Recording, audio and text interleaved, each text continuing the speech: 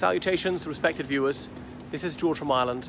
So behind me is the Christopher Wren House Hotel, where Sir Christopher Wren is widely believed to have lived.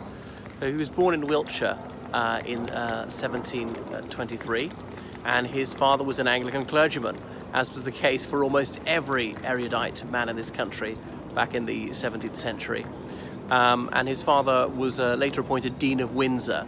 So we're in the town of Windsor, and Windsor Castle lies yonder. So Dean is a senior priest in the Church of England. He's not a bishop, and being Dean of Windsor, that's in the gift of the monarch.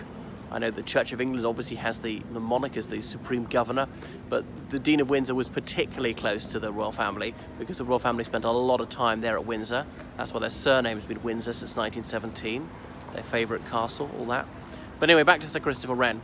So they moved to London, but not that far away, about 17 miles from Marble Arch, and he went to Westminster School, so it's believed. Again, documentary evidence is patchy.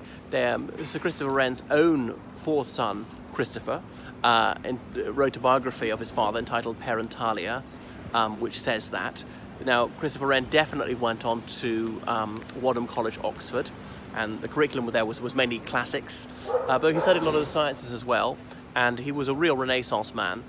So he later became a professor of astronomy at Oxford University and at Gresham's College in London, where lectures were free of charge, was not actually awarding degrees, carries on that way to this day.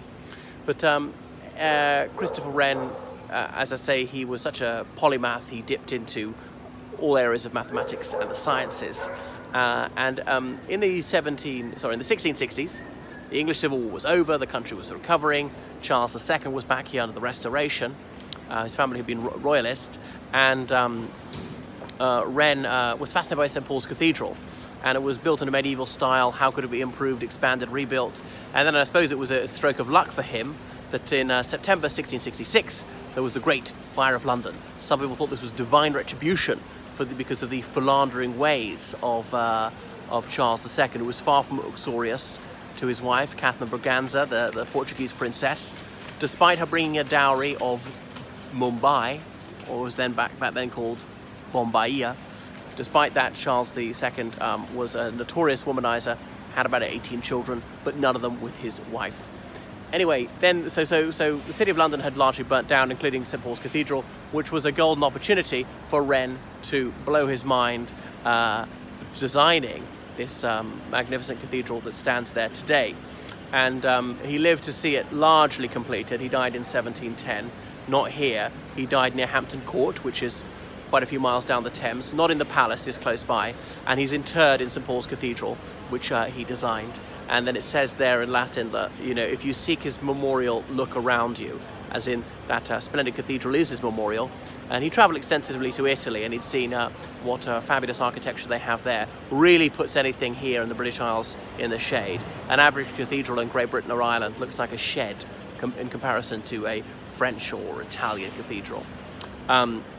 So Wren, he tried to be elected to Parliament a number of times for Cambridge University, Oxford University, failed on both occasions. He was finally elected for New Windsor. We'd now simply call it Windsor. There's a village a few miles away called Old Windsor. I've never been to it, oddly.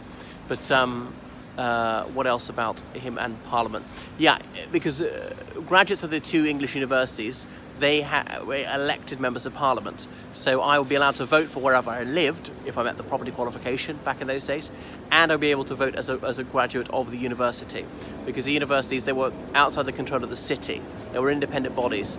Kind of dates back to when the church was outside the control of the state, and universities were mainly ecclesiastical foundations.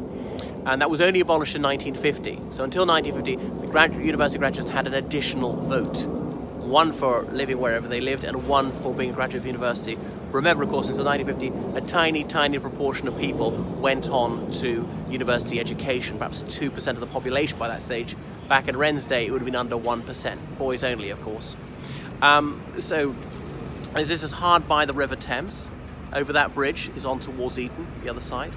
And this is a magnificent hotel, been run as a hotel since the early 20th century, and indeed it was lucky enough to have me as its guest in October 1991, the only time I've ever stayed there actually.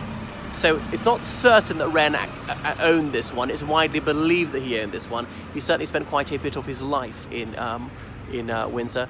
Rather spoil things if he didn't live there. But there we are. Do lodge in it. It's not cheap, and it has delightful views over the Thames and a little 8 there. 8 means a river in the Thames. Lots of islands in this. A river, an island in the River Thames. There are dozens of them up and down the Thames, and yes, it's pronounced just like the number 8, but it can be spelled E-Y-O-T or indeed A-I-T. And Eton, they say that's derived from the word 8 as well, to mean island. There's Queen's 8, Fellows 8, and so on. That's enough from Christopher Wren's house.